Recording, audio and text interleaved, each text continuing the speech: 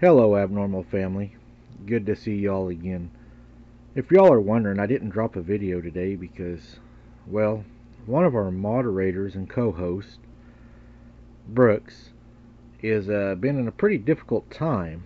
Um, Her home is in New Mexico where that large fires are at, and her village that she lives in, unfortunately, was struck by the fire to where many houses were completely lost.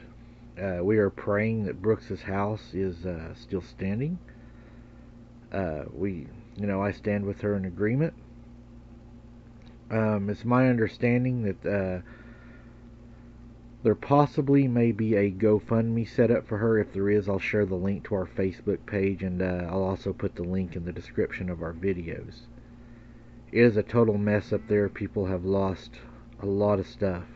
Prayers for everybody in New Mexico that is suffering through this terrible tragedy. But again, she's had to relocate several times with her family, and at some points having to live out of her truck. So it is a very tough time for people up there. So please keep them in your prayers, guys, and let's hold them up.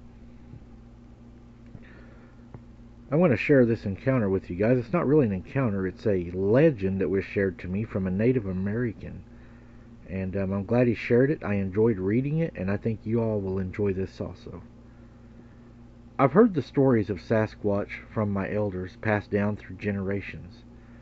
My people, the Cherokee, have known them for as long as anyone can remember. We call them the Shy Ones because they keep to themselves, avoiding our villages and towns. But we have lived alongside of them, sorry about that, guys. We have lived alongside of them, sharing many things, and also sharing a lot of our food, wisdom, hunting areas, fishing areas, and things of that nature. They keep to themselves, avoiding our villages and towns, but we have always shared the land and the seasons. They'd followed us at a distance, watching us as we hunted and fished. We respected their space, and they respected ours. Sometimes they'd bluff charge us, making a show of strength, but they never attacked. We understood their boundaries, and they understood ours. It was a delicate balance, but one that worked for both of our species. My ancestors learned to coexist with the Shy Ones, and I'm proud to say that we still honor that tradition today. But there came a time they was not so peaceful.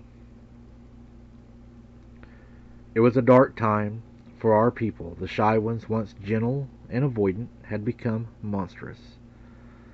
They'd snatch our children from our very arms and carry them off into the woods. We'd hear their screams and cries, but they'd be gone, taken by the Shy Ones. And then they started taking our women, too. We'd find them days later, broken and battered, left in the forest like discarded prey. Our village was plagued by fear and sorrow. We didn't know what to do or how to stop the Shy Ones. Our elders called upon the spirits, but even they seemed powerless against the new evil. We were at a loss, and our way of life, well, it was crumbling before our eyes. From that day on, the Shy Ones became our shadowy foes, always lurking just outside of sight. They'd stalk us, stealing our food and supplies under the cover of darkness. Their whistles and animal calls would echo throughout the forest, a constant reminder that they were watching, waiting.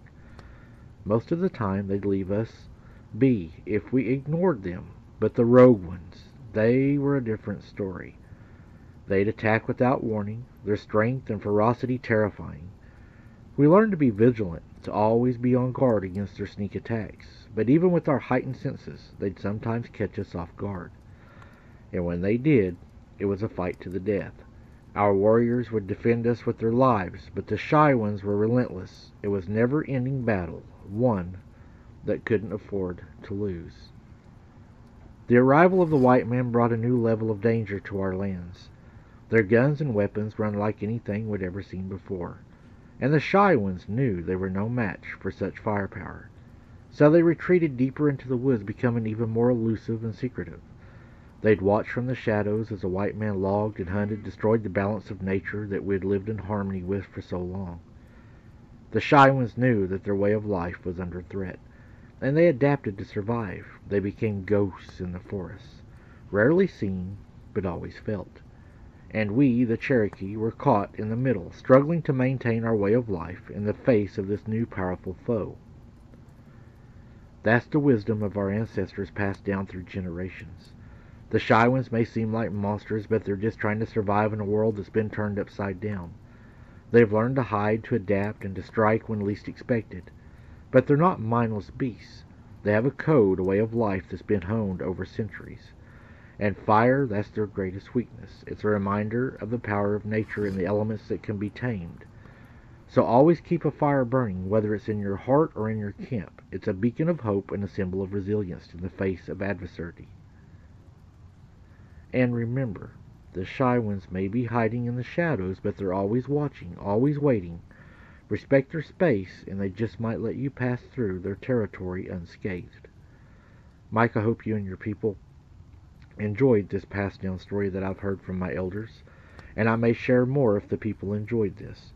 I hope you all are well, and I hope to speak with you again, and I love your channel. I really enjoyed this one, guys. I love to learn about, my people's background also, and to learn the stories and the things that they talk about. My grandpa was a full-blood Cherokee, and he told many stories, and of course my grandma and all, they were Cherokee, and there was a lot of stories passed down, and I wouldn't change my way of life or my family for anything. And I don't think anybody should. I think everybody should be proud of where they come from, and I think it's important. Guys, thank you for listening. Until next time, keep your head on a swivel. Don't be something's dinner, and we'll see you on the next one. Thanks, guys, for smashing that like button.